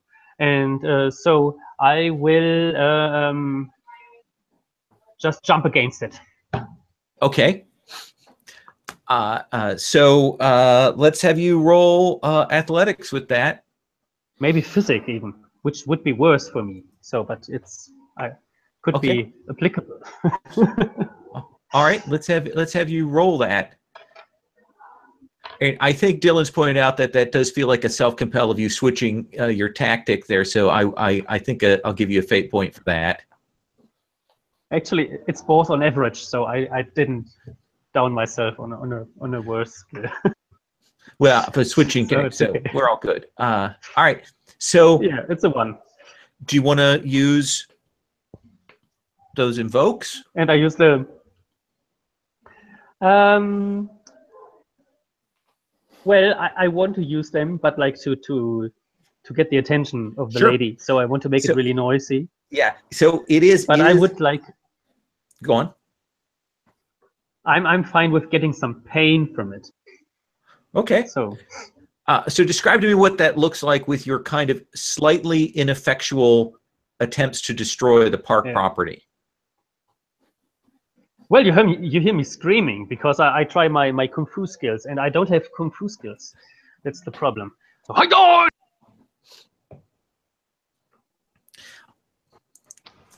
And it is loud. That is hurtful. It is loud, and finally the horse gives in. Okay. Part of it kind of breaks off because it's old. More that than your kung fu. Yeah. Okay. Sorry. Hamid, yes. Hamid, you will see from the castle, it kind of shakes, and you will see this woman. She's hearing this noise, and she kind of it starts to come across that bridge there, and you'll see her throw like some change out of her hands off it as she crosses it, and she's kind of trying to figure out what's going on. What do you want to do? So she's walking. Is she walking right past the hand that's holding onto the bridge? Yeah, it looks like she threw it some coins to, I mean, just like standard pennies and quarters, to appease it, and is moving past and is kind of looking to try and figure out where all this noise is coming from. Okay. So I think I want to kind of move up into a position behind her where I could easily take her down if I needed to. Do you want to try and neutralize her?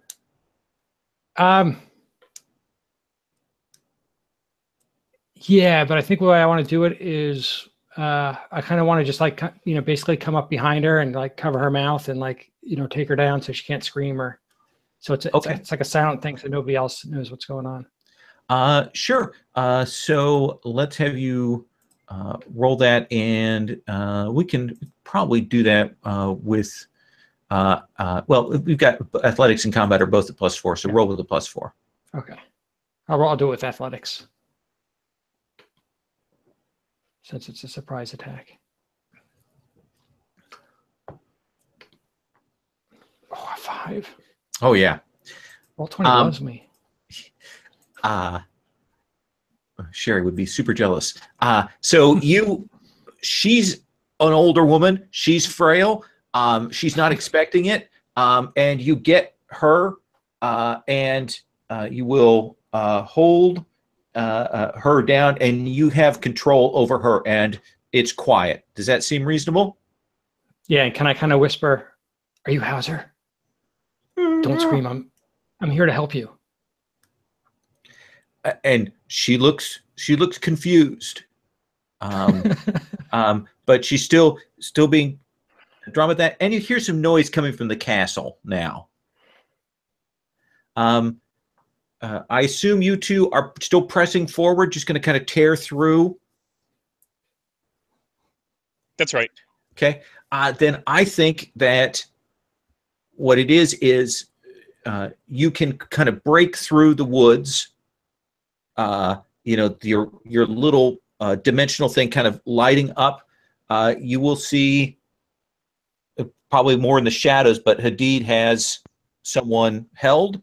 And when you look off to hear the sound of the karate chops, you can see in the woods Ingvar beating up some wooden horses. And you will see that the castle is kind of shaking, and it looks like there's movement in there. What do you two want to do? Cat will turn to Bernie. Do you think we should knock? Which castle? The big castle or the little ramshackle castle? Oh, that is the big castle. It's this ramshackle castle. Oh, okay. I thought it was a little one off to the side. Oh no, this whole thing is kind of crazy, funhousey. So yeah, I think I'll go ahead and go cross the bridge to knock. All right. In that case, I think you're going to need to roll a defend. I do not have defend, so well, defend is well, you can use athletics to defend or combat. Okay. In this case, I'll use athletics because I don't know anything's coming. Sure. Ooh. And that is a 7. Oh, so you succeed as you come stomping across this bridge, and it kind of does this bounce as you come across, and this big hairy arm comes up and tries to grab at you and misses, completely misses that, and you'll see this troll kind of pulling itself out. It's got arms that are longer than its entire body. I mean, they're huge arms, and then a regular kind of big torso and little legs, and it's kind of moving itself up, pulling it, and it's trying to get at you. What do you want to do, Cat? Cat will say, oh, that's a very nice specimen of troll. I haven't seen one that big for a while. And she fumbles in her purse and like pulls out some change and throws it at the troll so that it drops down on the bridge. Okay. Then you will see it. Essentially, will start grabbing up change. Mm-hmm. And then Like Cat will can't help it. Right, and Cat will run by at that time. And okay.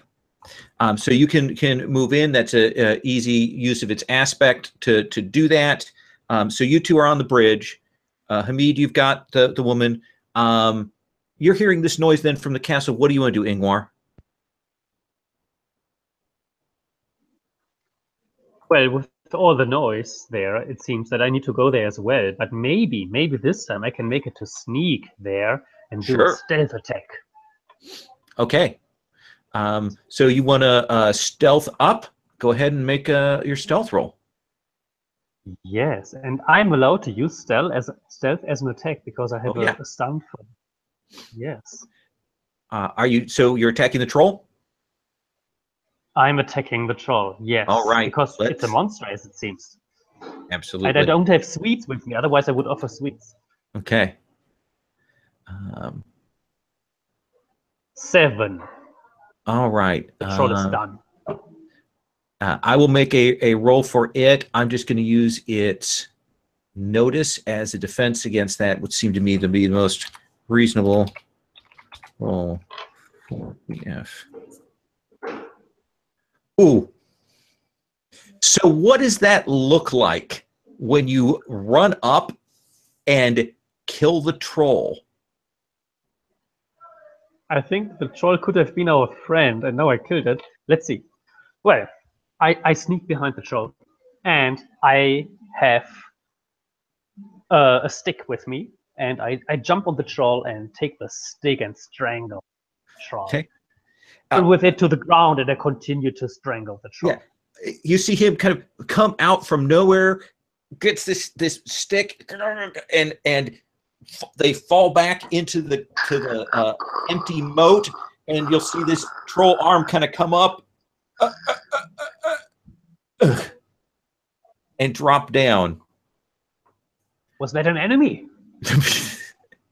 Hamid, what are you doing? So I think at this point I want to use. So I have like occult 1, so I can make that any occult skill I want. Yeah. So I'm thinking maybe it's witchcraft. Sure. And I can use it to determine what, if Hauser, is that right? Hauser. If she's like if she's running any of this through her, if her witchcraft is responsible for all. Oh, that's a good idea. Or how much of it is she's responsible for. Let's have you roll that then. Okay.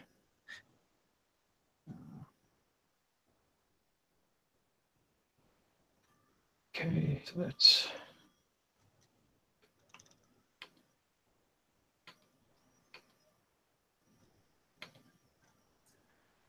witchcraft 5. Wow. No. She has been trying to figure out a way to get rid of Abelvost, not let him free to run out, but to keep him contained here because he has her husband's soul. So she's been clearly trying to do that kind of thing. But she is not the one, in control of him. And when you kind of realize that, you'll look around and you will see this figure starting to pour out of the door of the castle. It's got this kind of weird tartan robe on, and huge forearms that are covered with sort of Celtic knots and tattoos, and this big mouth that is just grinding. You hear that? That's the sound you're hearing, and these big eyes like saucers. It's like, oh yeah, That's much better than the thin meat you brought me before. So I think like I'm kind of dragging her over like towards the others so that we can get back together. Okay. Because I'm like, guys, I think if we put our heads together, we could figure out a way to destroy this thing. All right. So you guys can gather together. Do you want to try and some of you want to brainstorm? All of you want to brainstorm? Is this Engelvost or is this something else? This is Engelvost. Okay. Abelvost, sorry. Sorry, Abelvost. Yes, it is a big fey beast, and it is coming out. You can see that there is blood running down its lips from the grinding of its teeth, and it looks down at the troll and Ingvar there. But Hamid has gotten to where Bernie and you are on the bridge. What do you want to do? How do you want to do this? Let's brainstorm. I don't want to fight that one out. Kat says, if it's Fey, it's allergic to iron. What do we have that has iron in it that we can use? So if we do this as a brainstorm, since if we want to engage that mechanic, you have information, you have bits and pieces, you've pulled things together. Everybody is going to, who wants to participate in the brainstorm, will choose a relevant skill and roll a create advantage with a difficulty of 3. If anybody doesn't participate, they can try to hold back the monster as it comes to kill all of you. So let's start with you, Kat. What is your relevant skill? Occult. Okay. Go ahead and roll against difficulty of 3. Got a 4. Got a 4. Okay, so Kat has a 4. All right. Hamid, what about you? So I think Hamid. Oh, go ahead. I just want to clarify. I didn't do a -3 if that's what you were looking me to do. I just rolled it straight and it came up a 4. So if you were saying that I should have minused a 3 from it, then that would be no. It means you beat the difficulty of 3. Okay. Don't worry. Okay, so I'm actually going to let you guys brainstorm, and I'm going to lock and load. Okay. So describe to me how you are bringing your superior firepower to bear to push this thing back. All right. So now that I know that it's Fey, I know I've got like 3 magazine pouches like stuck to my chest, and I know that the middle one is the most effective one against Fey. So lock and load with that with my special Fey bullets. Okay. Let's have you roll your combat roll. Okay. It is going to resist with physique. Wow. So that will give you enough that you can push it back. It's clearly bulletproof, but I'm going to say that the Fey bullets that you put in the fiction are enough that it gets pushed back. It probably wasn't expecting that to even sting, and so it kind of knocks against that castle, and that starts coming down behind it, that kind of crunch of that, and it's kind of looking at that. Ingvar, you want to participate in the brainstorming? Yes, much more than I would like to fight against that monster. Sure. Good thing is, I don't have the science mode, and I can still brainstorm because I have contacts in my yoga teachers network. Okay. There's an expert for nearly everything, and discussing Fey stuff is like one of the normal things you do in the afternoon after your teaching courses are over. So let's see if my role is life. theory. Go ahead. I roll contacts, and what do I get? I get a 2. Get a 2. So I won't be the highest in this competition. Okay. The difficulty is 3, so you will fail on that and not get any victories. Okay. Yeah, because actually yoga teachers don't talk so much about Fays. Okay. And then Bernie, what are you doing? So I'm torn. I'd really like to brainstorm. However, I might need to self-compel because one of my aspects is protect the geeks. Okay. Well, So, the geeks aren't up in the thing, so you can make it a fight either way on that. I'm good either way you want to do that. okay, yeah, I think that Hamid can handle himself. If they get too close, I can always break out of the brainstorm. So I'm going to use my necromantic skill, and I'm going to look for weak points. I think that, in something this big, he's going to be weak in the knees or something like that. Ooh, but that is a 1. Okay. So I will tag reanimated corpse agent to make that a 3. Make that a 3. Okay. Yeah. So we got a tie. So we got 2 successes. So Chris, you've got a victory on this one. You get to declare a fact about the situation. A fact about the situation. So what kind of facts can these be?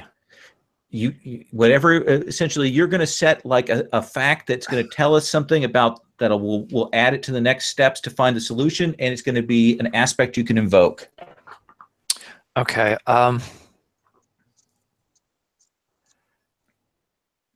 If we create that'll be too hard. I'm blanking. I can't think of what it could be right now that would be useful. So a fact about the situation. So or about the monster that other people can expand on to come up with a solution. Oh, it was summoned here by the person whose souls it has. So Okay. either we destroy the soul to let it, and that will force it back. Okay. So summoned here by souls. Mm-hmm. By the and he kept the soul of that he holds. Hauser's wife, right? Okay. Husband. That's all right. So we've got that as a fact, and we've got 1 invoke on that. Okay. Mm-hmm. So that was round 1 of the brainstorming. Okay. Let's start round 2. The difficulty of this is going to be a 4 because Kat set the bar on that. And let's go ahead and start with Dylan. You've done that trick to push it back. What are you going to do next to keep it from coming in? So I think next I'm going to apply some of my witchcraft to my grenade launcher on there to make them to turn a normal grenade into an anti-fey grenade. Okay. So that sounds like another combat pull for me here. Combat or witchcraft to do that? I'm creating an advantage. I think you're using the witchcraft. So we would do the witchcraft as the create advantage here on this round. Yeah. So it will get a swack at you then. How's that sound? That's fine. Okay, go ahead and roll that. Create advantage. Ooh. To be successful. Difficulty would be 2, so you get a boost.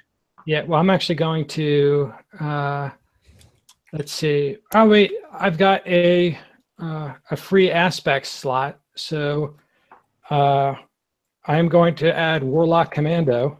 Okay. I also love that. Okay. That's good. Okay. So that'll give you a witch grenade aspect.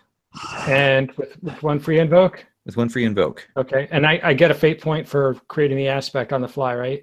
Yep. Okay. So I'm using that fate point then to get the +2. Right. And then I think I might also let's see here.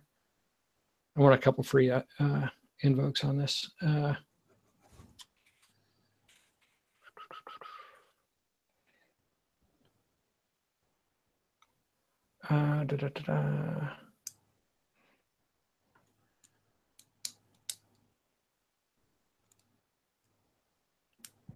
think I can tell. I'm also going to tag BPRD field agent there. Okay. So that'll get you up to 2 free invokes on the witch grenade. Okay. Yeah, and I'm going to have him take a swing at you. You may resist with athletics. Okay. Or physique if you want to just kind of roll and take it. Now I'll resist with athletics. Okay, I'll get a 7. Oh, whoa. What's happening? The dice have betrayed you. How far away are we? He's probably up by the castle doing that. Now, this is pretty easy. You just need to take 2 boxes to well, so it's a damage of 5. So yeah, you can mark the 2 and the 3 and you'll be good. All right, I'll do that. Yeah. No reason not to. Yeah. The reason I asked about distance, just to remind everyone, is that I have Get Behind Me as a stunt. When nearby allies are hit by a physical attack, I can check my own boxes instead. Oh. But since you're a little bit further away and can take it, that's fine. But remember that if you get hit. Okay. Awesome. Cool. All right. Let's go to the next round of brainstorming. Kat, difficulty is 4. Let's have you roll. Okay, well, let's see. I have to come up with what I'm trying to do first, don't I? Yeah, what skill are you using? It's going to be a cult, of course. Okay. Well, let's see. But so it's been summoned. I think this time, I think it's going to be, let's see. So we know it's Fae. We know it was summoned. So Do you want to use your demonology? actually, I want to use my dimensional knowledge because I want to try and figure out how to push it back into its proper dimension. Okay, let's have you roll. That's a worse one, but we'll see. So I got a 4. Okay, and so that's a tie. That's a tie. But so, and the goal is then to beat it, or is a tie good enough? So that is a victory with a cost. Oh no, we won't have that. Then I'm going to hit. I'm going to hit with my fate point. I'm going to add. I guess I'll just tag. Give me a second. I can 1 or 2. Give me a second. I know I read that somewhere. Or occult field analyst. Yeah, I think it's a occult field analyst more though. that makes sense to me. Okay, so that would make it a 6. Yeah. So you are set on that. So that you got a 6. Ingvar, are you using contacts again? You muted. I'm muted. Could that happen? How could that happen? I actually read that I don't need the science mode to participate in a brainstorm. That means I could also simply use a different skill if I can explain how it works. Exactly. So what I would like to do is to see if this thing can be provoked. So I try to provoke it. I try to see if it has a weakness by being affected by something. So for example, I put like holy signs from different religions against. So you're thinking about how you might do that. So okay, I'll let you roll with provoke. Yes. It's my super good skill. I'll let you do that once. Yes. Then it's absorbed. I get a 5. Got a 5. All right.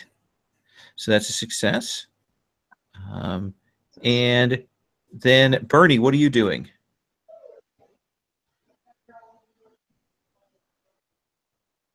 Yeah, I got it. I think I'm going to look at the way that it moves, and since it's actually fighting and hit Hamid, I think I'm going to look at the way it attacked. So I could use combat or athletics. Maybe combat is better for that. Just to kind of analyze its movements. That seems appropriate because we're talking about a slightly different than like a scientific thing. So this seems good. So that is a 3. Okay. Yep. So 3. So you won't get a victory on that, but that doesn't cause any problems. Do the victories add up at the end?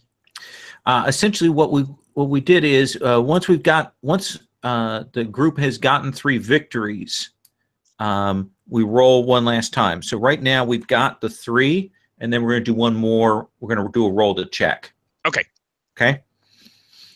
So, Chris, what is the fact that you're establishing here? We know that he's summoned here by the souls that he holds.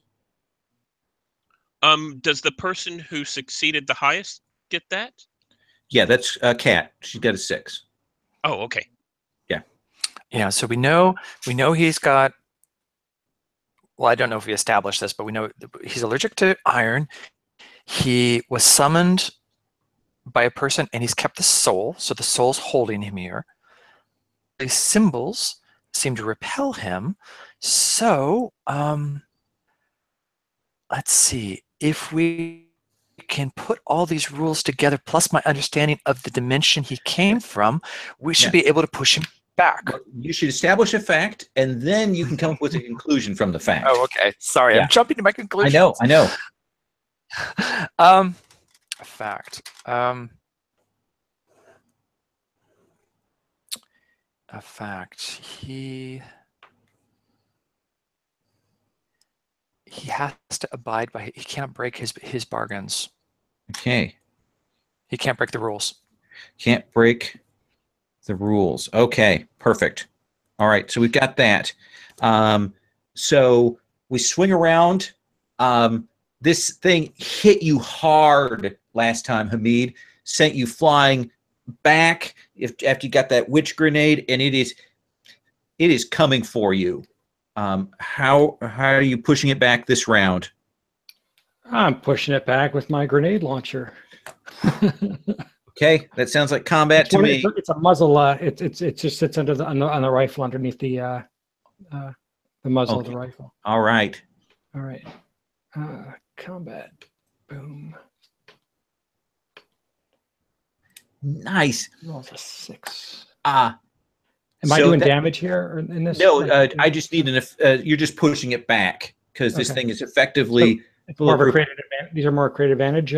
Yeah, well, actually, it's more overcome to keep it from moving forward. That's how I'm kind of reading it. Okay. He will go flying backwards, and that castle will just go down like a house of cards. It comes crashing to the ground. He's coughing from the witch smoke of this grenade, and he's kind of rolling up to his feet, trying to get himself oriented. All right, now, this is the last roll for the brainstorm. Essentially, you're just going to roll, and with the skill you're using, and we're going to see who gets the highest number. So, Chris, what skill are you using? Do we have to use a different skill each time, or can it be the same? You can be the same one. Then this one will be occult. Okay, roll it. A 3. Ooh. You can tag witch grenade too. Does that really make sense in this context? Yeah, you could. Because what I was thinking of doing is using one of her actually stunts. You also have an invoke from your first 2 facts. You have 2 of them. Oh, you can invoke the facts? Yep. That usually pushes you up really high. Okay, well, and this is the last one, so this is the time to. Is there a disadvantage to invoking those? Nope. Okay, then. Quite the opposite. They disappear afterwards. Yep. Oh, okay. Then, yeah, I'll evoke the fact that he's held here by the soul. He's held here by the soul he summoned. He's got to follow the rules. Okay, so you push yourself up to a 7 with that. Yeah, and I think that's probably enough. So, and do I spend fate points for that? No, nope, those are free invokes. Those are free. Ingvar. Yeah. Pretty good, yes. Well, this is all not my expertise. Okay. So I try to observe the monster. I use notice to see if there's any weakness, and this is my last chance. I have a +1 in that. Okay. And let's see how far I can make it. And that's a 1 at least. Okay. So it doesn't matter that much. Sure. No, this is just kind of for the glory of it. And Bernie? Yes. Oop. Sorry, hit the wrong button. I think I'm going to do the same thing. I'm looking for talismans or rings or necklaces or something like that he might have on it, like around his neck or something like that. Okay. Ooh. And that is a 4. That's a 4. All right. So here's the thing, Chris. Cat, you know that he's summoned here by the soul he holds. You know he can't break the rules. What is the conclusion? What is the thing that you have to do to get rid of him? Break a rule. Because if you breaks the rule, then he'll go back. What is the rule that you know you can make him break right now? This time it's a hypothesis. Oh,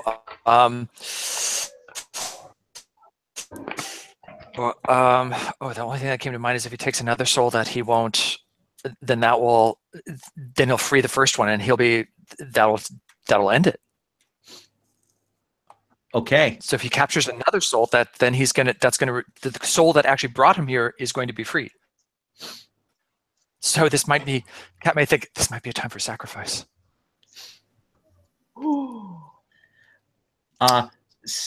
So the hypothesis is on the table. Dylan, we assume that everybody has been informed of this. What do you want to do? So it sounds like he can't possess more than one soul. If he does, he goes free, right? Right. Can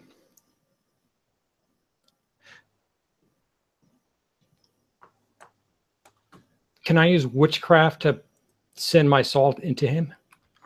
Ooh, that's interesting. You want to kind of force that in? Yeah, I want to ram my soul up his okay astral projection. All right. Well, let's do that. You've got a couple of invokes on that hypothesis that he's established. Where do you see how this looks too? Okay. Okay, so that's witchcraft. So it's a 4. Okay. What do I need to make this work? Well, let's see. I'll do his resist on this. I got a 4. You're going to need to beat that. All right, so I'll just take a free invoke on the hypothesis. So you three have gathered together, meeting of minds, figuring this out. You shout that out. Hamid, what does it look like when you move the spirit? What does that look like? All right, so my body is still kind of standing there with in like a combat pose, but then you can actually see my soul then like kind of break out, and it's in like this charging combat pose, kind of throws the gun, rips the helmet off, and just like does a dive right towards the creature, right between the legs, and just right up inside the creature. And now my soul is inside with and I'm in there with the other guy. Yeah. And you're both in there, and it's like too much for him to hold, and he will explode. Essentially, in just a cataclysm of Fey energy. You will see your spirit will get blown back into your body. You'll hear like the crashing of things, and trees start to kind of crumble around, and you'll see this other spirit kind of lifting up into the air. Ingvar, what's the final scene we see of you in this episode?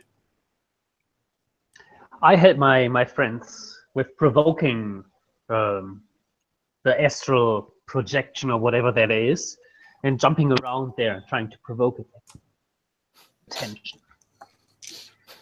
It looks quite cool under the moonlight. So right now you're kind of standing there as essentially the Fey materials are kind of coming down like a cloud after having drawn that attention there. Yes. Bernie, what do we see from you? So is this the last scene? Yep. This is kind of the epilogue thing. Yep. So Ingvar, did you kill the troll? When you took it down? Oh yeah. Because he was talking about maybe he just knocked it out. Or did you knock it out, Ingvar? What do you think?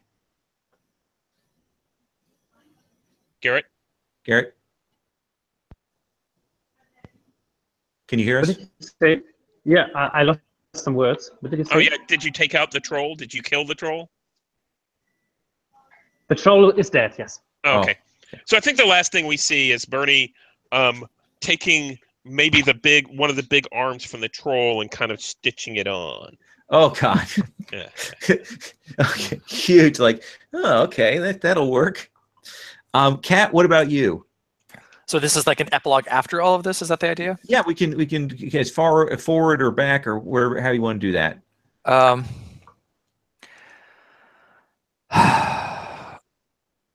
Yeah. Well, right here, I imagine if we're saying that Hamid has died. Oh no, he's back. Oh, his actually then it comes back. Oh, okay. Yeah. Great. Oh, so yeah. So, but maybe before he like fully recovers, she's probably cradling in his head, thinking that he's dead, and then he comes back alive. So we have that touch. She's like, "Oh, Hamid, I was going to do it. It didn't have to be you." And then he wakes up, and she like gets all awkward and basically drops his head and stands back. Awesome. And Hamid, what's the last bit we see from you? So I think Hamid just like reaches up and grabs Kat's head and just like pulls her in and be like,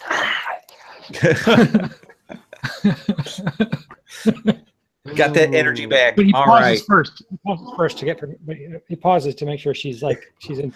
Right. There has to be that meeting of the eyes and the. Right. I'm not doing the Han Solo thing. Yeah. No, Okay. yes. You're waiting for the biting of the lip. Yes, and then yes. Awesome. And that's it, guys. Thank you much. We kind of added in the little brainstorm. I'm glad we got to engage with that mechanic here to kind of try it out. If you have a few minutes, I wouldn't mind getting roses and thorns on this. So I'll go first on thorns, and then I'll give it to you. So one of the things that I had when I originally said Hellboy Atomic Robo, I had thought, oh, that's a pretty perfect match up. But I don't think it's necessarily a perfect one, because I think Atomic Robo ends up being a little more jokey and a little more over the top than Hellboy as presented in the comics. And that meant I had to be kind of careful in my stunt choices and things. I think it worked, but I think Hellboy would be better served by, say, Monster of the Week than this. Though for doing it fast, I think it worked fine for me. But I need to think about that if I were to go back and tweak it some more. So that'd be my thorn. Other people's thorns, and this can be about how I ran it, the structure of the mystery, didn't get enough attention, the rules, whatever you want to do, whatever you want to say. So I'll go. Okay. I guess my thorn is, and I kind of, this is more like on all of us. The kids that were the juvenile delinquents, we never they could just collapsed in the castle, and we never did anything about it. You know, that felt appropriate to me, though, for the BPRD as presented in the comics, because they are very much business first. It's actually kind of frightening. But yeah, no, that was a well. And in fact, I probably should have compelled on that. If I knew we had more time, because I was kind of watching the clock, I might have pushed on that more. So that's on me as much as anything. Yeah, we could have epilogued it. Yeah. No, they didn't even bother on that. Other thorns? So I think my only thorn would be, to be honest, I'd kind of like to play more of this. To be honest, I also have to disagree. I think that the Atomic Robo rules fit BPRD pretty well. Oh, okay. Yeah, so I wouldn't be as excited in a Monster of the Week game with BPRD. So yeah, Sherry feels very much the same way about that. So have you run Atomic Robo BPRD for your face-to-face game? No, but she likes Fate more, and she's not a big fan of Monster of the Week. I love Powered by the Apocalypse games, but Monster of the Week and BPRD, I'm not sure. Yeah. Okay. Fair enough. Chris, Garrett, thorns? I have the same thorn. I would have liked to, I guess, continue more, because I just felt like I started getting more into the different characters, and Bernie and Kat never had a chance to work out their relationship, so that's still hanging there. Because I was trying to get a work that in, but didn't quite happen. So that's the thing. And I guess on the Roses side, I like Fate, and I agree. I think this is better than. I don't think Monster that we could have handled this that well. It would have been an entirely different game.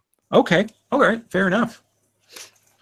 I think you actually. I think the thing that you pointed out was that the character creation had to be careful, and I think that before going into an Atomic Robo BPRD game, there has to be a table discussion that we're going to angle towards the occult and not towards the campy. Mm-hmm. But yeah. Yeah, because there are a lot of the stunts in Atomic Robo that are very campy. Yeah. And I didn't take any of the mega stunts. I didn't do any of that stuff so much. Garrett, what about you, Thorns? You know Fate and stuff, and so let me hear that. Yeah, so I have difficulties to focus on Thorns as always, because I'm still in the mood of being excited about the game and want to continue and everything. So I give my best to be as thorny as possible. So yes, I mean, we didn't see compels, and that's like a thing, because I know the time was running and we had enough stuff going on, and there are still self compels on the table, and we could take care for that ourselves. But sometimes, yeah, like I was hoping for getting into that Fate stuff as well. Yeah, some more Fate stuff. I was missing. Yeah, and I will say, I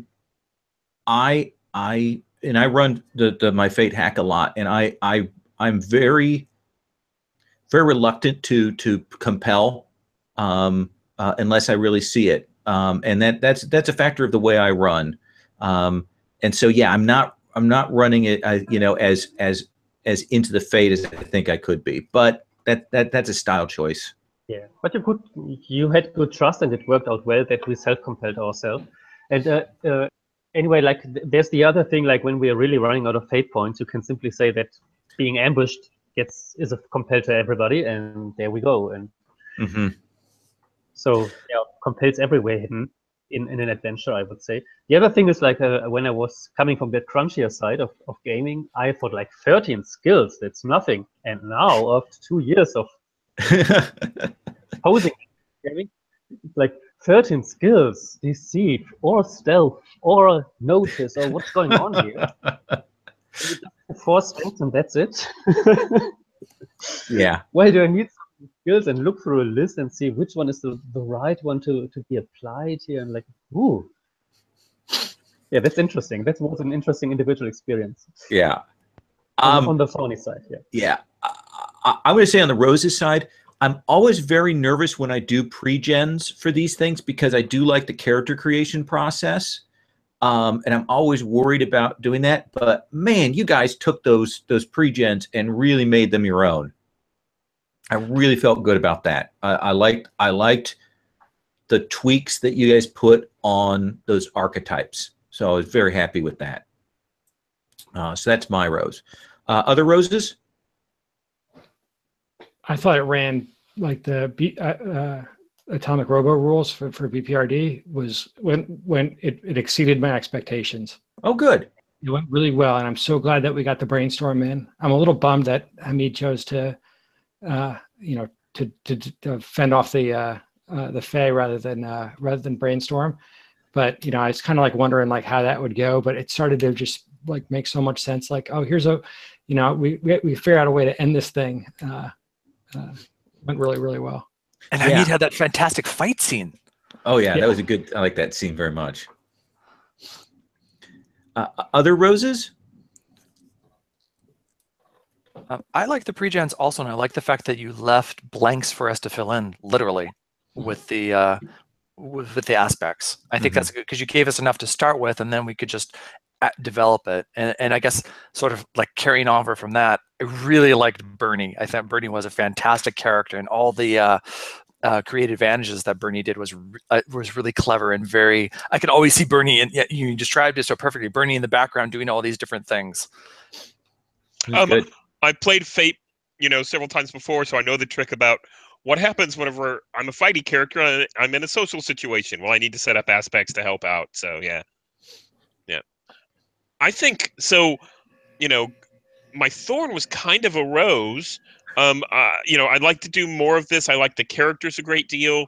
I liked engaging with the mechanics. I can't think of much that someone else didn't say. So yeah, it's very good. And I have to admit, all of the work that you did to build up the characters are very, they're all very evocative, and they fit really well into the BPRD world. Yeah. I think that was worth like 4 sessions. Yeah. If we had, based on the complexity of the characters and getting into our stride, 4 sessions I think would have been like ideal. Yeah, I will admit next year I have my Wednesdays free, so I may start thinking about doing the Wednesdays and Thursdays and doing them rather than 2 sessions, doing some more sessions for some of these, just because it is a little. You go, oh, and we're just getting to the good stuff. Yeah, all the characters were so much to the point. I had a clear vision of them so quickly, and that I really liked. And that also went for the NPCs. And exactly, like the pre-gens hit a lot. I had a character idea in mind already before the pre-gens came on the table. But my character turned out much better, being a collaborative work between Lowell and me, like with the pre-gen, and I tried to fit into that. It actually was a quite nice exercise to find a way with the skill set and the 2 given aspects. Yeah, I want to call out how the real estate agent call in last time was actually also really solid. I really like that. Yeah, totally. All right, well, I'm gonna wrap there if that's cool with you guys. Thank you very much for playing. I've played with all of you before, and it's a pleasure to play with all of you again. So awesome, and everyone have a good weekend of gaming. And I'm going to stop the recording. All right, thanks.